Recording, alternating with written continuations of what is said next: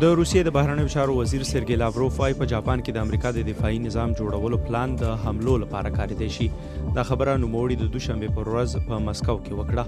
Мы не знаем о каких-либо случаях, где бы то ни было. دی وايي په جاپان کې د توغندیو ضد نظام نصبولو په اړه موږ معلومات لرو چې دا به د یو شمېر موخو لپاره د کارېدو وړتیا ولري او دا چې دا نظام د بریدونو لپاره کارېدی شي.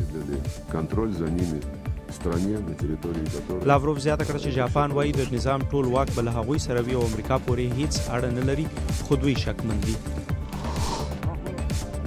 د دوشنبې یا ګل پر ورځ په عراقي پلازمینه بغداد کې په دوو ځانمرګو بریدونو کې لږ تر لږه 38 کسان وژل شوي دي. چارواکي وايي په حملو کې له 100 زیات کسان ژوبل هم دي. تر پیښې وروسته امنیتي سرتیرو سیمه کلابند کړه.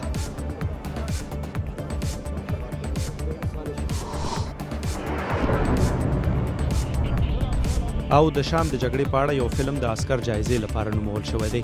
د فلم جوړونکی فراز فیاض وايي اسکر ته نومول کېدل د نړۍ خلکو ته پیغام ورکوي چې د شام جګړه باید ختم شي.